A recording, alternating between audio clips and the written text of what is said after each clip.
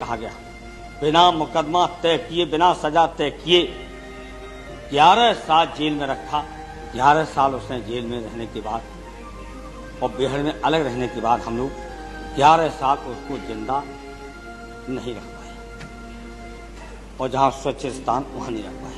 उस जमाने में वो घटनाएं हुई हैं कि फूलन देवी को नाम पर लेकर के उनकी जाति विशेष के कितने लोगों की निर्दोषों की हत्या की गई है और कितने मौकों पर हम पहुंचे हैं खुद स्वयं। इटावा जनपद भी हुई, पगल में भी हुई और भी जिलों में हुई, लेकिन उसे इतना अत्याचार जुल्म झेला अध्यक्ष महोदय, उसके बाद भी बहुत सारी महिला भाव होकर के आत्महत्या कर लेती, उसने आत्महत्या नहीं की और इस अन्याय के खिलाफ लड़ने की कोशिश की। और आज इस देश के गरीब पिछड़े चाहे किसी जात के सामूहिक महिलाएं इस हिंदुस्तान की हैं जो पुरुष के अपने ही पुरुषों के शोषण करने वाले ने उनकी एक ताकत बन गई थी। और अफसोस के साथ कहना पड़ रहा है कि फूलन देवी पे बहुत बड़ी कहानियां लिखी गई, किताबें लिखी गई, फिल्म बनाई गई, लेकिन उसको हमेशा कुख्याती डकैत कहा गया। कभी भी समाज ने सम्मान नहीं दिया। जिस समय नंगा किया गया, बलात्कार हुआ, अपहरण हुआ, कोई समाज खड़ा नहीं हुआ।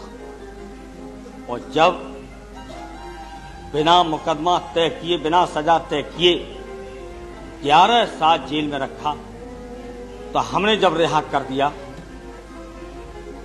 तो उसी समाज ने हमको क्या क्या नहीं कहा, राजनीतिज्ञों ने क्या क्या नहीं कहा। और जब इससे बड़े कुख्यात डकैत 33 साल के अंदर ही, नाम नहीं लूंगा, छोड़ दिए गए, और किन लोगों ने छोड़ा है और किन लोगों ने सरेंडर करवाया है, उनकी आलोचना एक शब्द भी नहीं, तारीफ की गई है इस हिंदुस्तान के मीडिया ने और हिंदुस्तान के राजनीतिज्ञों ने और इसी समाज ने। इस पर विचार करना पड़ेगा। और दुख के साथ कहना चाहता हूं कि कितने हम पर हमले हुए, जब एक अबला और 11 साल बिना मुकदमा, बिना सजा तय किए 11 साल जेल में। और अफसोस के साथ कहना पड़ता है कि 11 साल उसने जेल में रहने के बाद और बेहड़ में अलग रहने के बाद हम लोग 11 साल उसको जिंदा नहीं रख पाए और जहां स्वच्छ स्थान वहां नहीं रख पाए।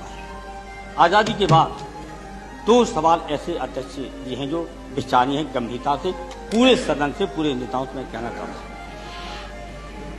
पहला यह है कि संसद चलते, बताइए गृहमंत्री, संसद चलते पहला सांसद है जिसकी हत्या की गई,